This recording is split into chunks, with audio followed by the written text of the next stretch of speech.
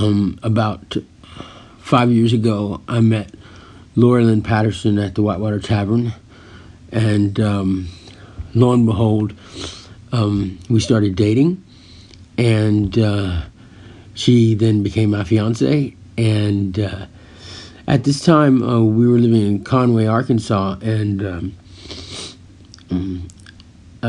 relatively happy.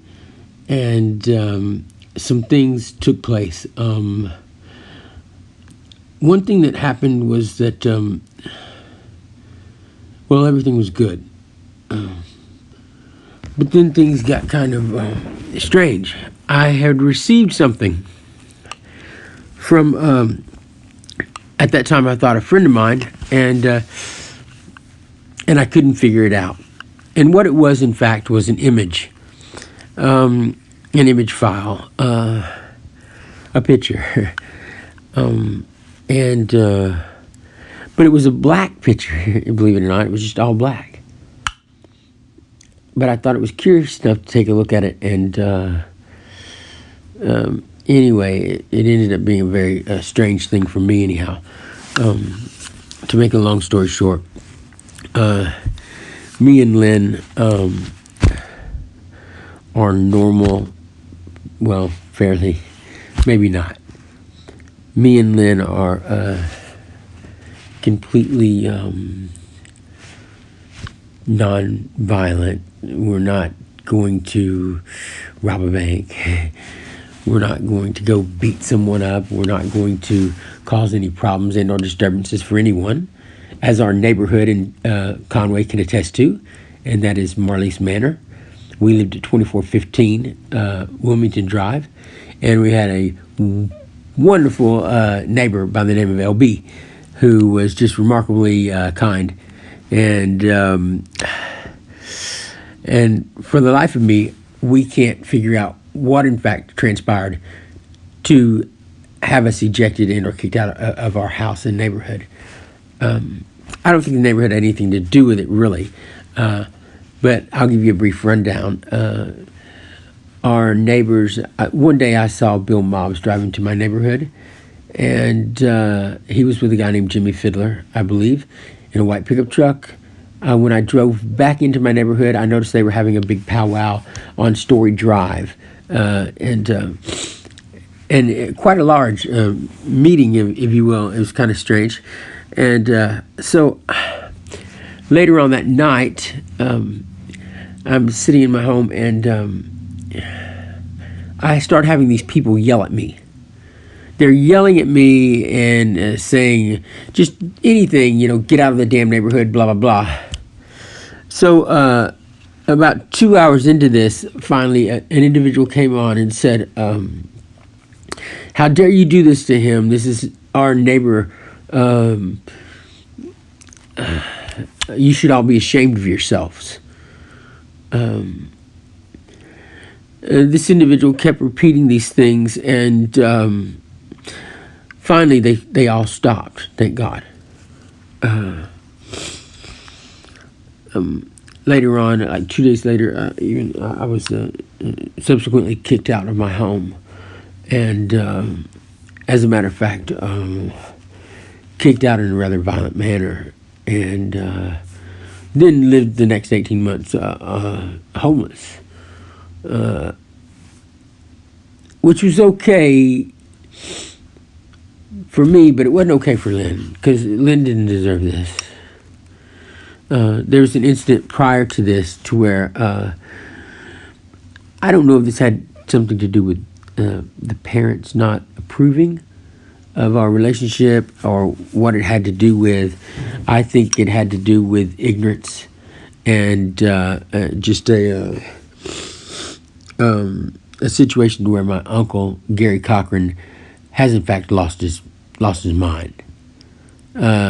He's on 3 different psych medications, and he apparently thinks, or what he started doing out of paranoia was he started listening to me as far as backing up my network and bugging my home and things of this nature. He heard me respond to Lynn Patterson in a way that Lynn was telling me that my mother would take my car away, and I was like, Lynn, and this may sound harsh, but trust me, it's not. Lynn, I'll kill that bitch. She ain't gonna take my car.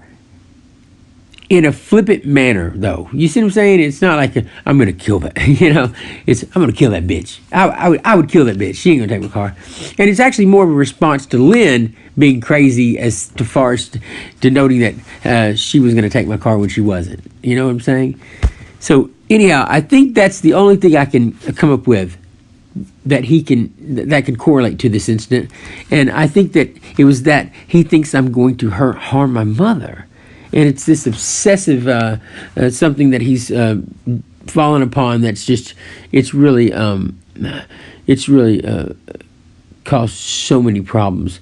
In fact, people are either believing him, and it's almost as if he is bound and determined to do one thing, and that's to see it through to where I actually am in a convalescent home.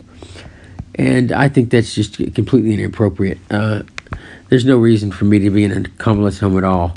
This is insanity, as a matter of fact. And so what I hope to do here is just have enough support to where I don't have to concern myself with these incidences anymore, because they're many. This is a 5-year. This is a culmination of 5 years, and I just need these people to back off, because what they've done, in fact, is they've called the World Organization of Churches and/or the World Council of Churches, and they've utilized this international type of organization to attack me, stating that I'm either on drugs or I'm either insane. Noting that I need to go to an insane asylum. One of the things they ran on me, however, is that is so crazy, is a program called Pop Your Top. Now, this program is devised in a way that they want you to act out irrationally to, in fact, get yourself into trouble. And they do this in a manner that they just simply harass you 24/7. Because they have a way of using what's known as bone conductivity in some circles. They have a way of, you have to hear this 24/7 because it's piped through like an FM radio broadcast. So if you're in the vicinity of this radio broadcast, well, lo and behold, you will be. You're hearing this, and other people aren't. This is a horrendous thing, and I know an individual named Jamel Norton does this to people. Jamel Norton is a guy that calls himself a brain cook, or a mind cook, rather. And the reason why I know of Jamel is because I know his sons. Well, his stepsons, anyhow. His stepsons are Chris Maxwell and a guy named Wes Nichols, who I'm no more than Chris, but I've known Chris all my life also, though. Wes told me this about 15 years ago, in fact, that his stepdad was a brain cook, or a mind cook, rather. These guys do horrible things to people, and what they do, in fact, is they attack methamphetamine cooks or pedophiles. Not a good company that you want to be associated with at all.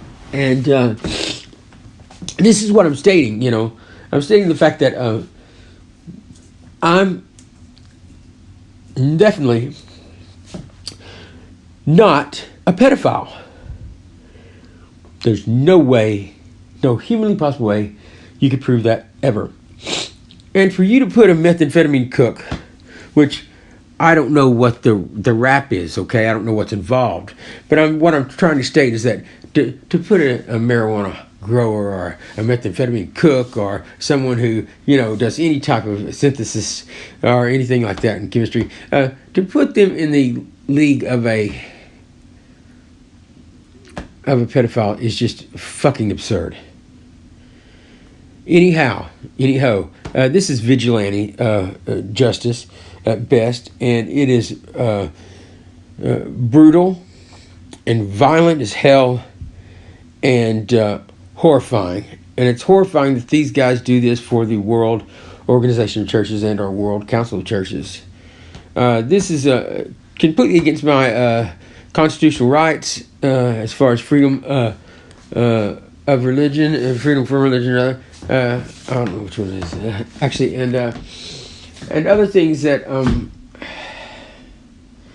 such as the separation between church and state, which I'm finding is being blurred more and more, and also I have a major problem with this because of Disability Rights Act. The Disability Rights Act states some amazing things to take care of people that are on disability, in fact, and have mental health issues. And in fact, what is occurring is these things aren't being put forth and used at all, even though they're written in and we have them at our disposal.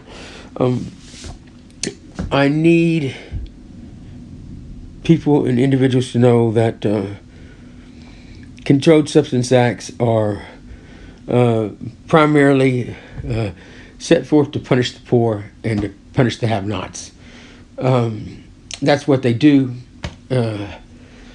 No more, no less. Matter of fact, they're unconstitutional. They stand on legs of ignorance and greed, and the whole Controlled Substance Acts and the war on drugs is a pathetic loss, and only has cost lives. We have no idea how great this country is because you have Controlled Substance Acts, which are unconstitutional, and therefore you're institutionalizing men and women that have no business being institutionalized. And lo and behold, on this journey where law enforcement and police officers were law enforcement, sheriff's departments, God only knows who, because a lot of people can hear these things due to CB radios.